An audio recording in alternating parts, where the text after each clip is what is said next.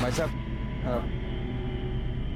ये photo छपवानी missing call मध्ये, उसके नीचे ये मेरा नंबर भी लिख दीजिएगा। ये भी लिखिए कि मैं उसकी बहुत राह देख रहा हूँ, जहाँ भी है जल्दी वापस आ जाए। आणि हे पण लिहा कि खबर देने वाले को 10,000 का इनाम मिलेगा। ताज्जुब की बात है, सबका कहना है कि राजेश एक ऑनेस्ट ऑफिसर है जिसने अपने भाई को भी नहीं बख्शा। फिर उसके घर में 40 लाख कैश कहां से आया? और किडनैपर को कैसे पता चला कि उसके पास ऊपर का पैसा है? सर मुझे लग रहा है हम लोग गलत जा रहे हैं। शायद राजेश का बाप सच बोल रहा है कि राजेश ऑनेस्टी के आड़ में पैसा खा रहा है।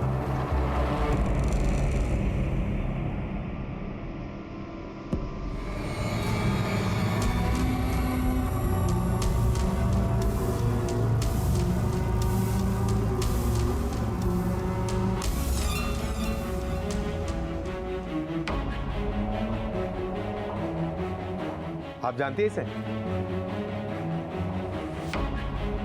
नहीं तो फिर इतना घूर के क्यों देख रही थी? मैं तो अपने पति की फोटो देख रही थी। आपके पति की फोटो तो इस कोने में, आप उस कोने में देख रही थी। नहीं, मैं अपने पति की फोटो ही देख रही थी। चलो पीयूष।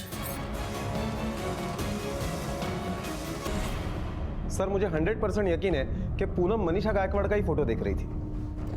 शिरके मुझे भी अब ये लगने लगा है, ये दोनों केसेस एक दूसरे से कनेक्टेड हैं। क्या राजेश और मनीषा का एक ही दिन गायब होना सिर्फ एक इत्तेफाक था? पूनम लगातार मनीषा की तस्वीर को घूरे जा रही थी। आखिर क्या संबंध था राजेश, पूनम और मनीषा के बीच? लोगों के मुताबिक राजेश एक ईमानदार और गैरतमंद ऑफिसर था, तो फिर उसके पास 40 लाख जैसी बड़ी रकम कैसे थी? क्या यह वाकई सिर्फ अपहरण का मामला था या फिर कुछ और था इस केस की जड़ में? पुलिस इन सवालों के जवाब ढूंढ ही रही थी कि तभी पुलिस को दादर में एक औरत की चेहरा जली हुई लाश मिली, जिसकी पहचान के लिए उन्होंने कुंदन को तलब किया।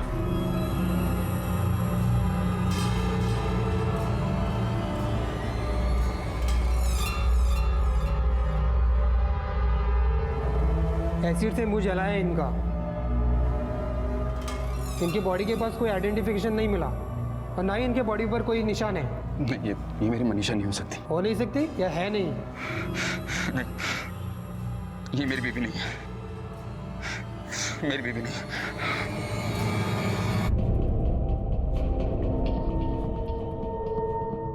ये लो। मम्मी, पापा आ जाएंगे ना? उनको भी तो भूख लगी होगी। आ जाएंगे बेटा, पापा जरूर आएंगे। तुम पहले खा लो।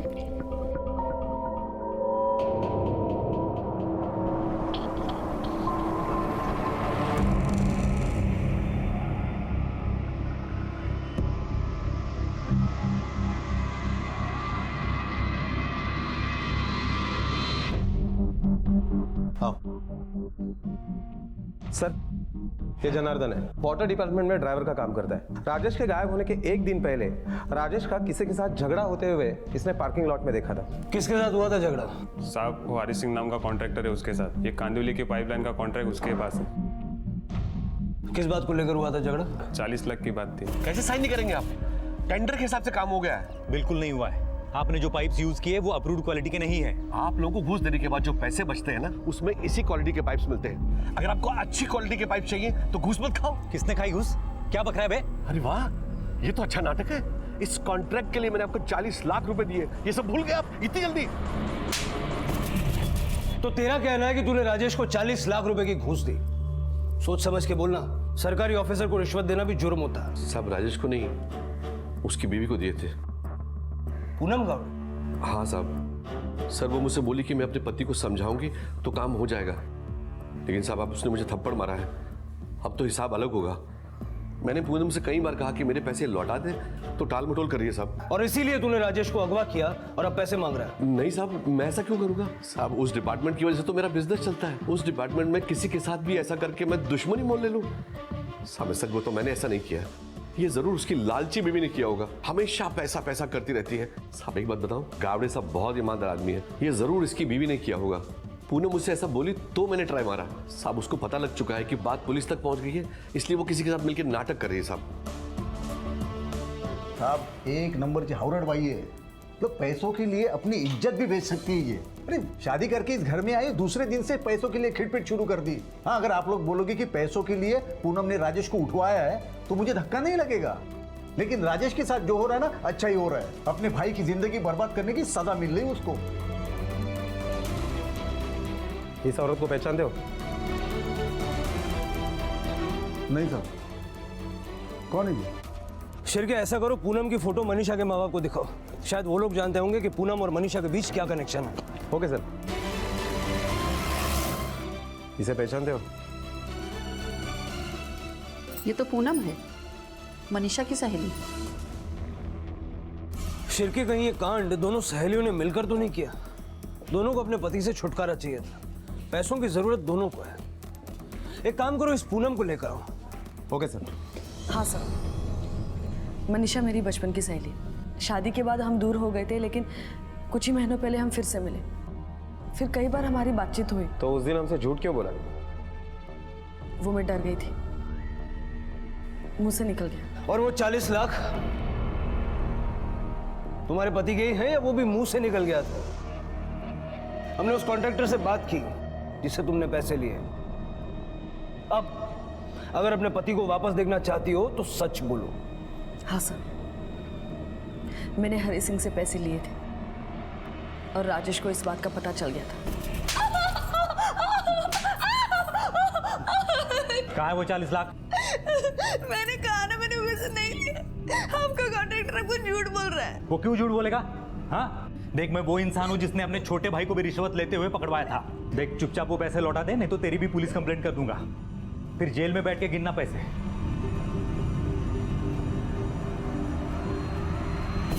उस दिन जो वो गुस्से में गए, फिर लौटे ही नहीं। ये राजेश मनीषा को जानता है? एक हाथ बार मिले थे बस। बाकी सगळं कसं चाललंय? सब ठीक हो ना, कितने दिन बाद मिले ना। राजेश, ये मेरी बचपन की सहेली मनीषा। हेलो। हेलो। एक्चुअली आप लोग प्लीज बैठिए, मुझे ऑफिस के लिए निकलना है।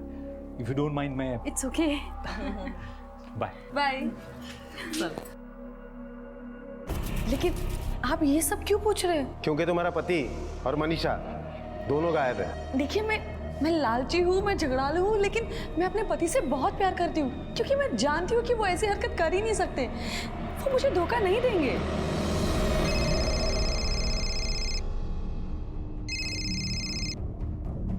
हेलो। हाँ, PSI शिरके बोलते हो? क्या?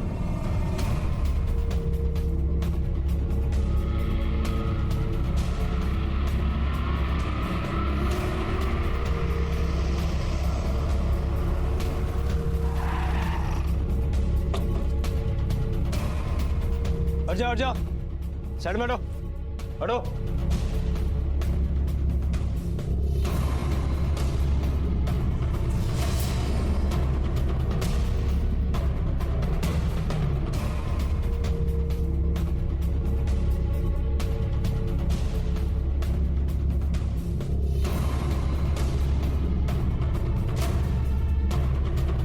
सर, जिसने भी मारा है बहुत बेरहमी से मारा है।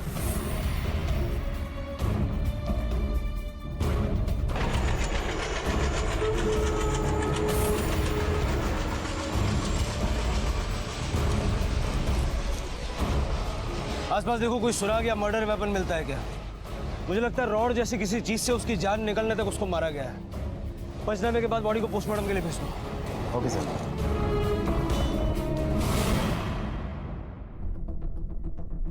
आप लोगों की वजह से मारे गए वो। मैं पैसे लेकर जा रही थी ना, क्यों रोका आपने मुझे?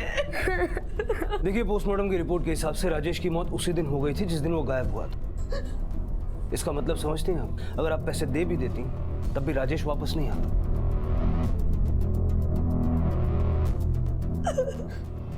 शिरके, हमें उस औरत को ढूंढना होगा जिसने पैसों के लिए कॉल किया था। शायद वो मनीषा हो। उसे अपने पति से छुटकारा चाहिए था और इसके लिए उसे पैसों की जरूरत तो होगी। हो सकता है। मम्मा, पापा कभी वापस नहीं आएंगे ना? नहीं बेटा, मैं हूं ना। अब से मैं तुम्हारे पापा भी बनूंगी और माँ भी। जितना प्यार वो तुमसे करते थे ना, उससे कहीं ज्यादा प्यार करूंगी। अब तुम्हारा भविष्य ही मेरी जिंदगी का मकसद होगा।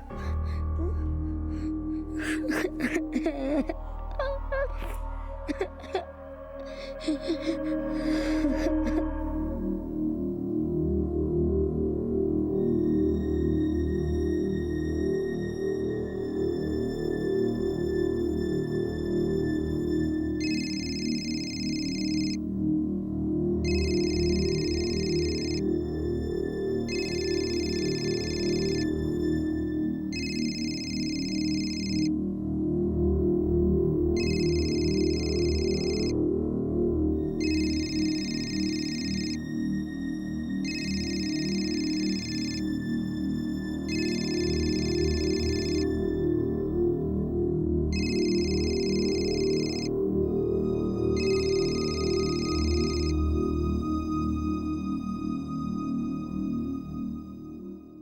मनीषा ने किडनैप किया, पैसे मांगे, खून किया।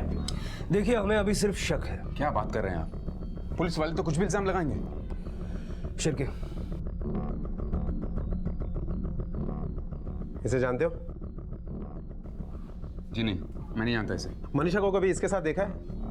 कुछ ज्यादा नहीं हो रहा इंस्पेक्टर साहब? ऐसी बातें करने से अच्छा इस वक्त आपको मनीषा को ढूंढना चाहिए। उसे तो हम ढूंढेंगे, साथ में इस आदमी के खूनी को भी ढूंढना है। पुलिस को इस बात का आभास था कि राजेश का कत्ल और मनीषा का गायब होना एक ही सिक्के के दो पहलू थे, लेकिन मनीषा के अब तक ना मिल पाने से यह केस उलझा हुआ था। संदिग्धों की एक लंबी लिस्ट थी जिसमें पूनम, मनीषा, आशीष, प्रताप और हरि सिंह के नाम दर्ज थे।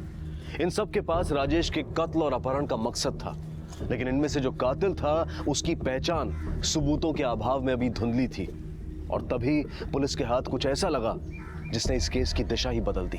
तब हर बार मुझे लगता था कि राजेश ऑनेस्ट होने का नाटक कर रहा है, लेकिन ऐसा नहीं था। पर मुझे यह शक जरूर था कि राजेश का कोई ना कोई चक्कर चल रहा है बाहर।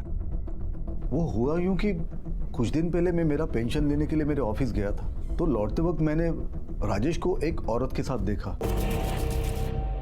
वो दोनों ऐसे बर्ताव कर रहे थे जैसे आजकल के छोकरा छोकरी करते हैं। तो साहब मैं समझ गया जो समझना था। तो ये बात हमें पहले क्यों नहीं बताई? साहब मेरे घर की बात है, लोगों के सामने क्यों लाऊं? ये वही औरत है ना? नहीं, वो ये नहीं थी। जरा गौर से देखिए। याददाश्त कमजोर हो गई साहब, आंखें अच्छी है मेरी। आपको हमारे साथ पुलिस स्टेशन चलना होगा, स्केच बनाने में हमारी मदद करनी पड़ेगी।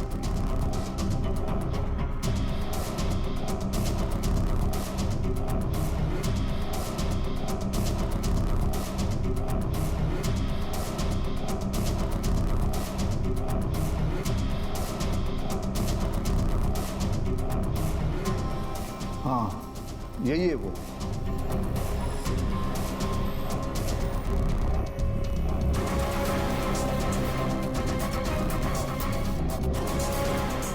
ऐसे दिखते थे? हाँ, यही है वो।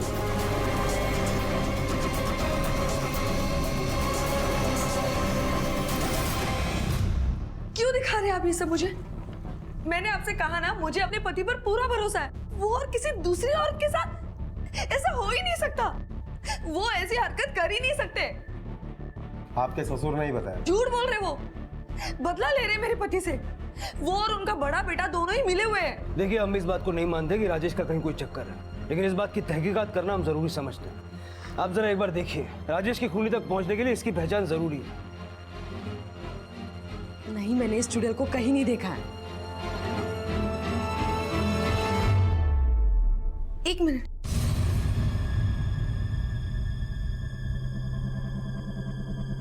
शायद मैंने इसे कहीं देखा है। मुझे याद नहीं आ रहा है, लेकिन मैंने इसे कहीं देखा है। जरा गौर से देखिए, याद करने की कोशिश कीजिए इसको कहां देखा था।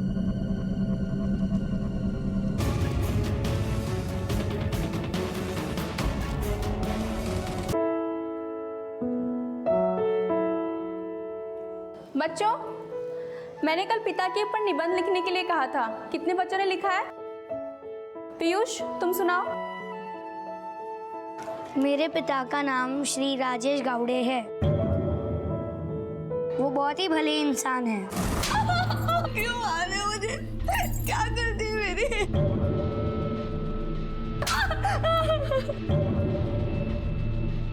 मेरे पिता एक ईमानदार कर्मठ व्यक्ति हैं। उन्होंने कभी किसी के साथ विश्वासघात नहीं किया। सब उनकी तारीफ करते हैं।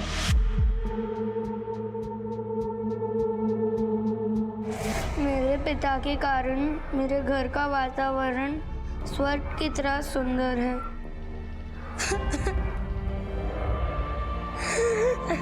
पीयूष,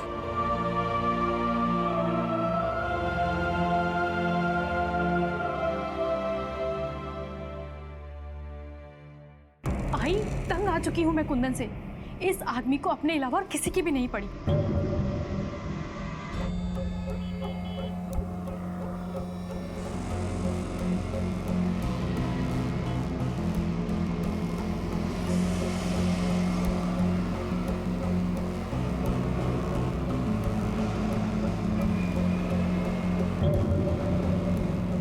रोज के झगड़े, रोज की मारपीट।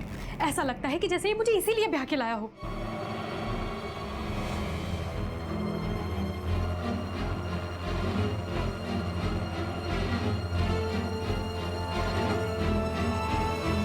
एक नंबर के स्वार्थी और मक्कार आदमी को मेरे गले बांध दिया है आप लोगों ने।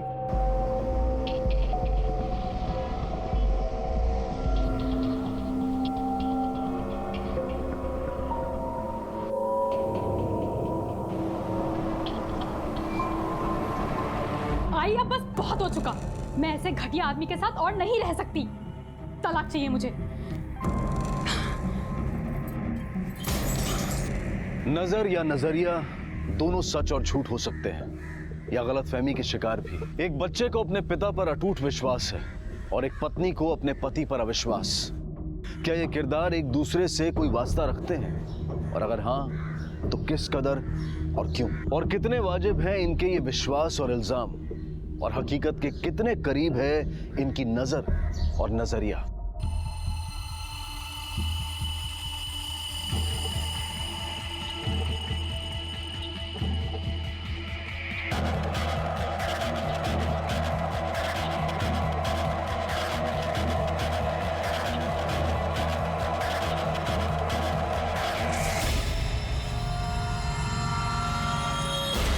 सर, मैं शायद सही इंसान नहीं हुई कंप्लेंट लिखाने के लिए, पर क्या कर सकते हैं, सिचुएशन ही कुछ ऐसी है। जरा विस्तार से बताइए। ये मेरा स्टूडेंट है पीयूष गावड़े। इसके पापा पिछले 3 दिन से घर पर नहीं आए हैं। बेटा, क्या तुम्हारे पापा सचमुच 3 दिन से घर नहीं आए? जी अंकल, उस दिन सुबह ऑफिस गए थे, फिर अभी तक वापस आए ही नहीं। क्या नाम है उनका? राजेश गावड़े। क्या करते हैं? इंजीनियर है। बेटा, तुम्हारे साथ घर में और कौन कौन रहता है? मैं, मम्मी, पापा और आजूबा कभी कभी आते हैं। पीयूष बेटा, अंकल को वो वाली बात बताओ। कौन सी बात? बोलो बेटा। मैंने मम्मा और आजूबा को बोलते हुए सुना कि पापा को मार देते हैं। सर, इतने छोटे बच्चे की बात के ऊपर कैसा यकीन किया जा सकता है? हो सकता है वो लोग कुछ और बोले होंगे और बच्चे ने कुछ और सुना होगा। और सर, बच्चे अक्सर दूसरों का अटेंशन पाने के लिए झूठ बोला करते हैं। शिर के बच्चा झूठ बोल रहा है या सच, ये तो उसके घर जाकर ही पता चलेगा।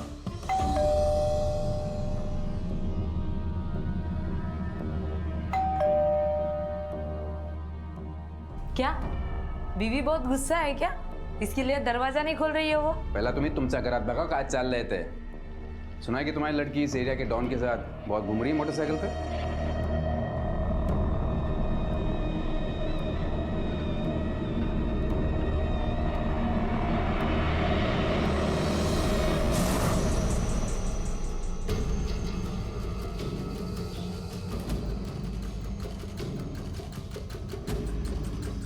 मनीषा, मनीषा,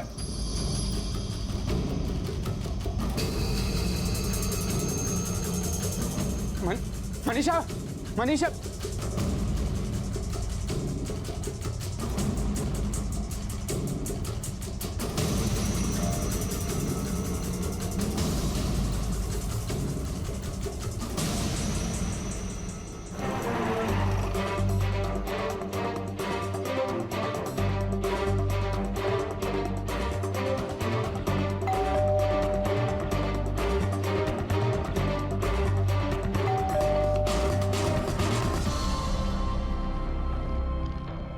राजेश गावड़े यहीं रहते हैं? जी हाँ। जरा बुलाइए उन्हें।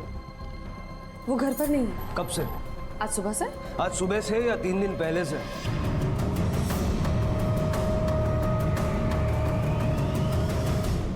3 दिन पहले से। फिर आपने उनकी मिसिंग कंप्लेंट नहीं दर्ज करवाई? नहीं। पत्नी है आप उनकी, आपको फिक्र नहीं होती? जी वो मैंने अपने ससुर जी से कहा था और उन्होंने कहा कि वो पुलिस कंप्लेंट कर देंगे। फिर आपने उनसे पूछा कि उन्होंने मिसिंग कंप्लेंट दर्ज करवाई या नहीं? नहीं। बहुत भरोसा है आपको अपने ससुर जी पे? हो। देवा सर क्या है थे? अच्छा, आपके भगवान जैसे ससुर जी है कहाँ? वो यहाँ हमारे साथ नहीं रहते। फिर कहाँ रहते? लेकिन साहब ऐसे कौन से किताब में लिखा है कि बाप और बेटा एक ही घर में रहे? ये मेरा अपना घर है ना। लेकिन आपकी बहू ने हमसे कहा कि उसने आपको राजेश के गायब होने की बात बताई और आपने कहा कि आप मिसिंग कंप्लेंट दर्ज कराएंगे। हाँ हाँ बोला था। फिर कहाँ की आपने कंप्लेंट? वो मैं भूल गया। भूल गए? हाँ साहब, अब क्या है कि उम्र ज़्यादा हो गई है ना, तो भूलने की बीमारी लग गई है। अभी आप लोग आ गए हो तो आप लोग ढूंढ लो ना उसको। अजीब बात है, बेटे की चिंता ही नहीं। सर उसके बीवी को देखकर भी ये नहीं लगता कि उसे अपने पति की चिंता हो। राजेश, उसकी बीवी और उसका बाप, तीनों की कुंडलियां निकालो। Okay sir.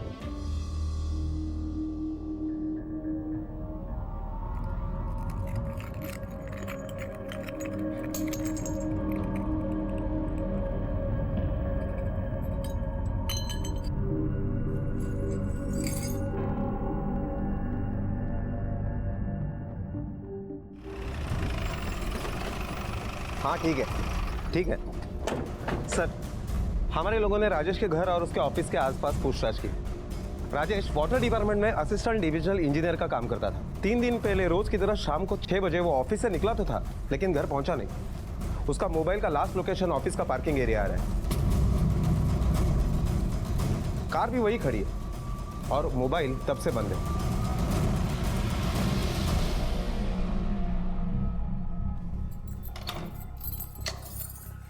ठीक। पुलिस से जाएगा? हाँ? तेरे पापा ज्यादा प्यारे हो गए तुझे? हाँ? बोल। हाँ पापा अच्छे हैं। तो मैं क्या गंदी हूँ? हाँ? हाँ। माँ को गंदी होता है? तू रुक अब मैं तुझे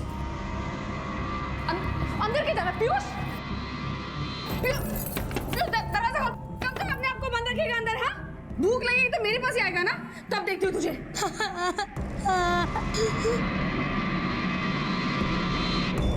मतलब पार्किंग लॉट में राजेश ने अपना फोन या तो खुद स्विच ऑफ किया या उसके फोन की बैटरी चली गई। शिरके, लेकिन सवाल फिर भी ये रहता है कि वो पार्किंग लॉट में अपनी गाड़ी छोड़कर क्यों गया? किसी ने उसे देखा? नहीं सर, और पार्किंग एरिया में कोई सीसीटीवी कैमरा भी नहीं है। लेकिन हमारे आदमी का कहना है कि गवर्नमेंट ऑफिस होने की वजह से वहाँ काफी चहल पहल रहती है। मतलब अगर उसे जबरदस्ती ले जाया जाता तो कोई ना कोई तो नोटिस करता। शिरकिन, सवाल फिर भी ये रहता है कि वो पार्किंग लॉट में अपनी गाड़ी छोड़कर क्यों गया? किसी ने उसे देखा? नहीं सर, और पार्किंग एरिया में कोई सीसीटीवी कैमरा भी नहीं है। लेकिन हमारे आदमी का कहना है कि गवर्नमेंट ऑफिस होने की वजह से वहाँ काफी चहल पहल रहती है। मतलब अगर उसे जबरदस्ती ले जाया जाता तो कोई ना कोई तो नोटिस करता। शिरके, राजेश जिसके भी साथ गया है अपनी मर्जी से गया, वो उसे जानता था। सर ये देखिए। क्या ये? सर इसी वजह से राजेश और उसके बाप के बीच में नहीं बनती।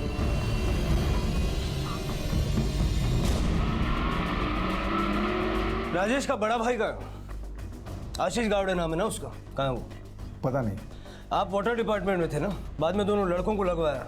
राजेश ने आशीष के खिलाफ करप्शन की कंप्लेंट की थी, सही है गलत? सही है। आशीष पकड़ा गया, 5 साल की सजा हुई, सही है गलत? सही है।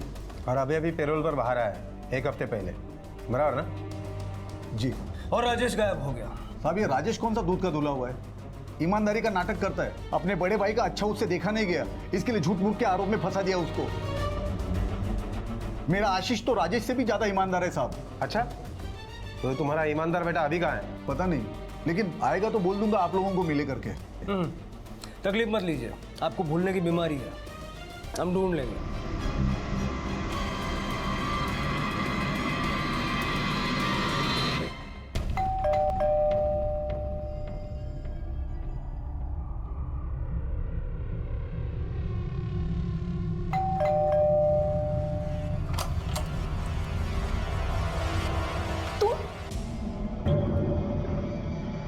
यहाँ क्यों आए हो? तुम यहाँ से जाओ, नहीं तो प्लीज शुभांगी मेरी बात सुनो। प्लीज बात सुनो, मेरे साथ नाइंसाफी हुई है।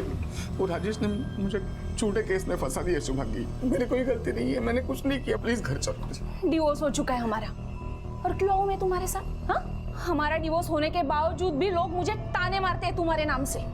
शुभांगी प्लीज प्लीज मेरी बात सुनो। शुभांगी, मुझे एक बार अपने बेटे से मिला दो प्लीज। फर्क है, हाँ फर्क है। प्लीज तुम निकल जाओ यहाँ से। हाथ जोड़ता हूँ तुम्हारे 5 साल तड़पा उसे मिलने के लिए। शुभांगी प्लीज एक बार मिलने दो मुझे। आशीष चल मेरे साथ। सर आप, मैंने क्या किया? मैं तो परल पे बाहर हूँ अभी। मैं बीवी से बात कर रहा हूँ। चल रे, मला माहिती है, चल बीवी से बात तो करना। चल। अरे सर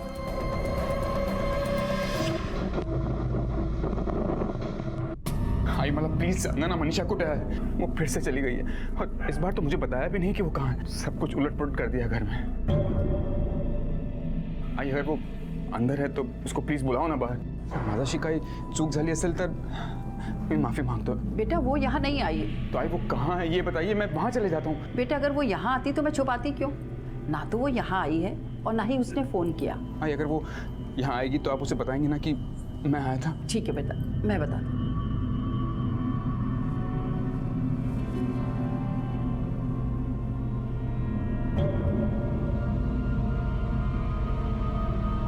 अरे एक बात बताओ, मनीषा इधर भी नहीं आई, कहीं उसका कोई चक्कर तो नहीं चल रहा है? या आप अपनी बेटी के बारे में ऐसा बोल रहे हैं? उसके बारे में ऐसा बोलते शर्म नहीं आती? अरे पूरा जमाना बेशर्म हो गया है, मैं शर्म करके क्या करूं? बोल, कहाँ है तेरा भाई राजेश? बोल। मुझे नहीं पता साहब, मुझे नहीं पता। बच्चे की कसम साहब, मुझे नहीं पता। बच्चे से बहुत प्यार है ना तुझे, और राजेश की वजह से तेरा बच्चा बीबी सब तुझे छोड़कर चले गए, और इसीलिए बदला लेने के लिए तूने राजेश को उठवाया है ना? सब ऐसा नहीं है सर, ऐसा मारो मत साहब, मारो मत साहब। कुछ नहीं किया सर, लेकिन एक बात सच कहूं साहब, अगर मैंने राजेश को वाकई उठाया होता ना तो आज आपको उसकी लाश मिलती साहब, और वो पिसाव टुकड़ा में बटी हुई। गुरुवारी संध्याकाळी कुठे होतास? कहाँ था गुरुवार की शाम को? वही जस्मिन बार में साहब, जब से बाहर आया हूँ हर शाम को वहीं पे रहता हूँ। आप वो मैनेजर है मुकेश अन्ना, उससे पूछ लो ना साहब।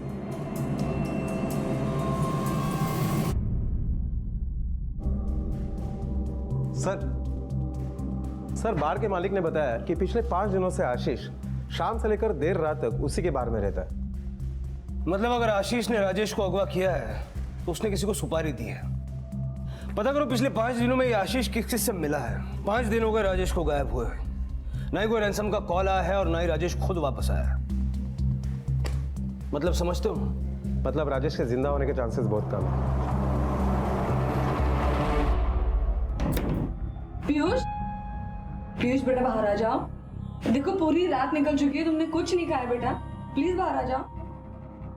मैं शपथ सांगती हूँ, तुझे बिल्कुल नहीं मार रहा। पीयूष देखो, मैंने तुम्हारे लिए तुम्हारी पसंद की चावल की खीर बनाई है, अब तो आ जाओ पीयूष। पीयूष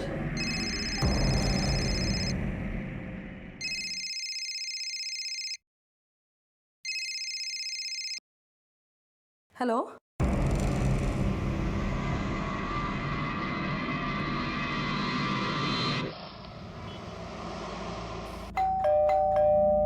हाँ हेलो हेलो। वो पैसे मांग रहे थे, धमकी दी उन्होंने कि अगर उन्हें जुड़ा है तो पैसे देने पड़ेंगे, तो वहां डालेंगे उनको। अगर उन्हें कुछ हो गया तो मेरा फिर उसका क्या होगा? आप कुछ कीजिए ना। शांत हो जा, शांत हो जा, कुछ समझ में नहीं आ रहा है क्या बोल रही है तुम? किसने फोन किया था? हेलो, मेरी बात ध्यान से सुनो, तुम्हारा पति मेरे पास है, अगर वापस चाहती हो तो मैं जहाँ कहूँ वहाँ 2 करोड़ लेकर आ जाओ। क्या? 2 करोड़? और हाँ, पुलिस में गई तो उसकी लाश मिलेगी, वो भी टुकड़ों में। लेकिन बहन जी मेरे पास इतने पैसे नहीं है। झूठ मत बोलो, और ये बहन जी का नाटक बंद करो। सरकारी ऑफिसर है ना तेरा पति, जानती हूँ मैं कि इन लोगों के पास ऊपर की कमाई का पैसा बहुत होता है। आप प्लीज उन्हें छोड़ दीजिए, वो वैसे ऑफिसर नहीं है जो रिश्वत खाते हैं, प्लीज। 6 घंटे का टाइम दे रही हूँ, पैसा गिनना शुरू कर। क्या? 2 करोड़? हाँ, लेकिन मैंने उसे कहा कि मेरे पास बिल्कुल भी नहीं है इतने सारे पैसे। तो फिर उसने 1.5 करोड़ मांगे, फिर 1 करोड़ और फिर मैंने 40 लाख में हाँ कह दी। लेकिन मेरे पास 40 लाख भी नहीं है, मैं कहाँ से लाऊंगी इतने पैसे यहाँ पे? अरे तो मर जाने देना उसे, फुकट में तुझे छुटकारा मिल जाएगा। कैसे बातें कर रहे हैं आप? पति है वो, मेरे प्यार करते हैं मैं उनसे, आप ये ऐसे आज ये अचानक पति प्यार ये कहाँ से आ गया? अरे जब से तेरी शादी हुई है तूने सिर्फ बुराई की है राजेश की, सिर्फ बुराई। ये फोन, ये 40 लाख रुपया, तुमको क्या लगता है मैं विश्वास कर लूंगा तुम्हारा? तेरा पति आज गायब हुआ तो मेरे से पैसे हटने का बहाना मिल गया तुझे। मैं सच कह रही हूँ, नहीं बोल रही हूँ। तू ऐसी औरत है जो पैसों के लिए कुछ भी कर सकती है। नहीं मेरे तुझे देने के लिए मेरे पास पैसे नहीं है, जा यहाँ से। एक बार बात तो सुनिए। अरे मुझे क्या बेवकूफ समझा है क्या? पैसे नहीं मेरे पास, तू निकल यहाँ से। कुंदन जी, आपकी बीवी पिछले 2 दिन से लापता है और आप आभार हैं। सर मनीषा जब भी घर से झगड़ा करके जाती है तो वो 2-3 दिन तक वापस नहीं आती है। ये जो 2-3 दिन वो जाती है वो कहाँ जाती है? सर उसके आई के घर। मुझे लगा इस बार भी वो वहीं गई होगी, लेकिन उसे मनाने के लिए जब मैं वहाँ पहुँचा तो मुझे पता चला कि वो वहाँ भी नहीं आई है। फोटो लाया उसका? जी सर, मुझे बहुत डर लग रहा है कहीं उसने खुद को। इनका नाम, नंबर, एड्रेस ले लो और इनकी कंप्लेंट लिखवा दो और ये फोटो सारे पुलिस स्टेशन में सर्कुलेट करवा दो। Okay sir. आप चिंता मत कीजिए, आपकी बीवी को हम ढूंढ निकालेंगे। जाइए। मतलब मनीषा भी उसी दौरान गायब हुई जब राजेश गायब हुआ। अंकल अंकल, क्या हुआ पीयूष? मुझे आपको कुछ बताना है अंकल। बेटा तुम्हें ऐसे अकेले घर से बाहर नहीं निकलना चाहिए, लेकिन मुझे आपको बताना था ना।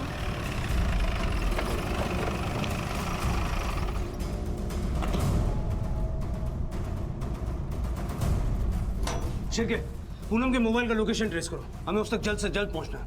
Okay sir.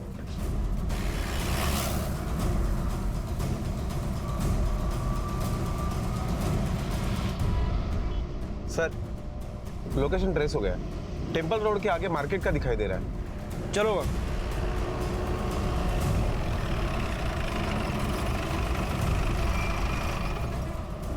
और पड़े बच्चे के पास रुको। Yes sir. पूनम यहीं कहीं है, फैल जाओ।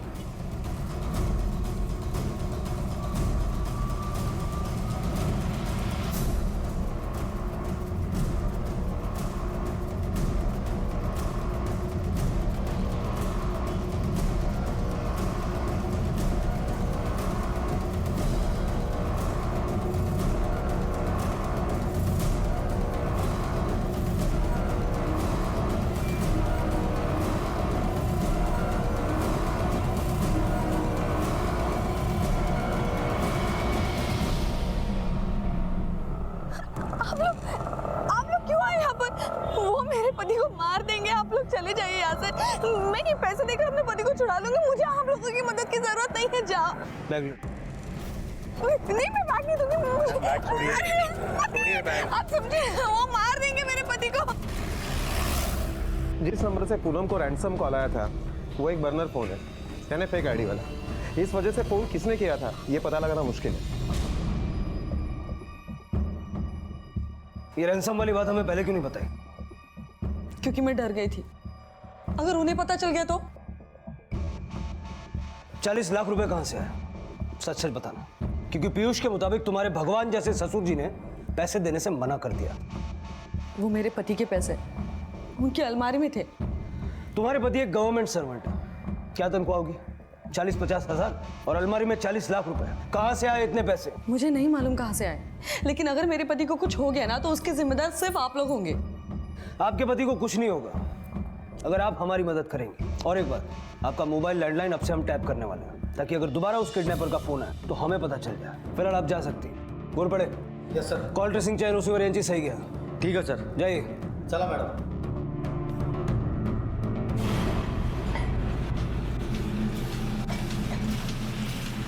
हुआ वहां भी तुम्हारे मोबाइल का लोकेशन दिखा रहा है। लेकिन सर उस वक्त मेरा फोन बंद था।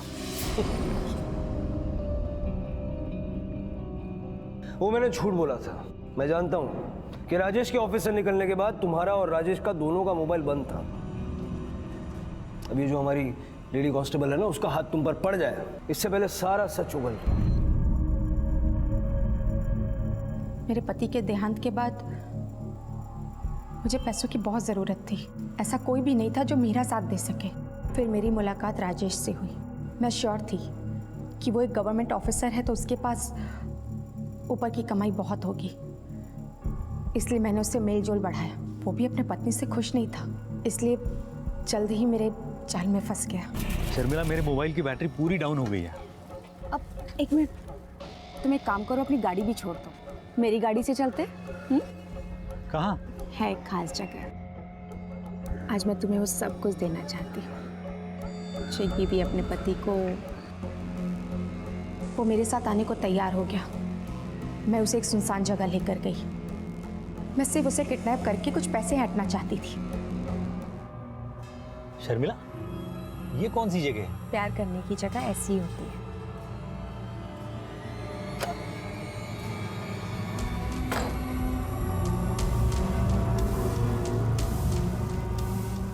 बहुत ही खाली जगह है शर्मिला। मैंने उसे बेहोश करने की कोशिश भी की, लेकिन वो बेहोश नहीं हुआ और मुझ पर झपटा। उसे कंट्रोल करना मेरे अकेले के बस की बात नहीं, इसीलिए मजबूरी में मुझे उसे मरना पड़ा।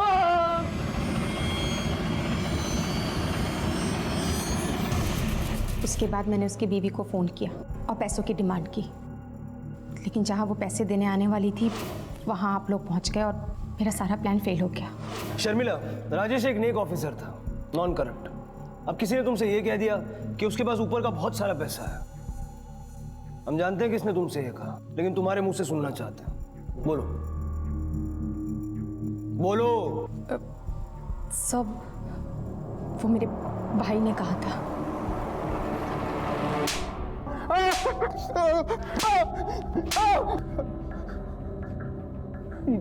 बहुत प्यार करता था मैं मनीषा से, लेकिन वो कभी मेरे प्यार को समझ ही नहीं पाई। फिर मुझे लगा कि अगर मेरे पास ज़्यादा पैसे आ जाएं तो वो खुश हो जाएगी। उसी दौरान मेरी मुलाकात राजेश और पूनम से हुई। अरे हमारा तो बहुत अच्छा चल रहा है। अब इनकी सरकारी नौकरी है तो आप समझ ही सकते होंगे कि ऊपर की कमाई कितनी होती होगी। अरे मनीषा, क्या बताओ, कभी कभी तो मेरे हाथ दर्द कर जाते हैं पैसे गिनते गिनते। पैसे है लेकिन छुपाने पड़ते हैं। लेकिन हम जब बाहर जाते हैं ना हर साल, तब बड़े मजे करते हैं। हाँ, पूनम की वो बातें सुनकर मेरा सर घूमने लगा। फिर मैंने और मेरी बहन शर्मिला ने मिलकर राजेश को फांसने का प्लान बनाया। जब मैं वहां पहुंचा तो मैंने देखा कि शर्मिला राजेश को मार चुकी थी। क्या किया तुमने? मैं सिर्फ इसे बेहोश करना चाहती थी। पैसों के लिए तूने कॉल नहीं किया, शर्मिला से करवाया। क्यों? सर, मैं अपनी उलझनों में फंसा हुआ था। उस रात जब मैं घर पहुंचा तो मैंने देखा कि मनीषा घर छोड़ के जा रही थी। इस तरह गरीबी में ना मैं तुम्हारे साथ नहीं रह सकती, और तुम्हारे बस की बात है ही नहीं मुझे खुश रखना। मनीषा, मेरी बात तो सुनो। मैंने उसे बहुत मनाया, उसे समझाने की कोशिश की, लेकिन वो मानने को तैयार ही नहीं थी। इसलिए मैंने उसे ले जाकर कमरे में बंद कर दिया। 2 दिन बाद हमारा फिर से झगड़ा हुआ। मुझे नहीं खड़ा करना, मुझे जाना है। उस झगड़े में गलती से मेरे हाथों से मनीषा का खून हो गया। मनीषा, मनीषा, मनीषा, मनीषा, मनीषा, आगे करो, मनीषा। फिर मैंने उसकी बॉडी एक सुनसान जगह पे फेंक दी और उसका चेहरा एसिड से जला दिया ताकि कोई उसे पहचान ना पाए। इसके लिए पैसों के पीछे भागा, वही चली गई। मैंने जानबूझकर उसकी बॉडी को आइडेंटिफाई नहीं किया। जो मेरे प्यार को ही नहीं समझ पाई तो भला मैं उसका क्रियाकर्म क्यों करूं? प्यार पाने के लिए सिर्फ पैसों की जरूरत नहीं होती, अपनापन भी चाहिए होता है, जो तुमने उसे नहीं दिया, और बेवजह 2 लोग मारे गए। कलयुग शायद अपनी चरम सीमा पर है, और शायद इसीलिए राजेश के ईमानदार होने से भी लोगों को परेशानी थी। शायद इसीलिए कुंदन और शर्मिला जैसे लोग जायज तरीके और मेहनत को छोड़कर किसी दूसरे की कमाई को लूटकर सुनहरी जिंदगी जीना चाहते थे। शर्मिला को राजेश को अगवा और उसका कत्ल करने के लिए, और कुंदन को शर्मिला का साथ देने के लिए और मनीषा का कत्ल करने के लिए गिरफ्तार किया गया है। लालच को जरूरत समझ लेना ही अपराधी बनने की पहली सीढ़ी है, और ये सीढ़ी सिर्फ जेल तक जाती है। अब मैं अनूप सोनी आपसे विदा लेता हूं। फिर मुलाकात होगी अगले एपिसोड में एक और चौंका देने वाले केस के साथ। तब तक अपना और अपने परिवार का ख्याल रखें और देखते रहें क्राइम पेट्रोल डायल 100। सबक एक को सीख हम सबको। जय।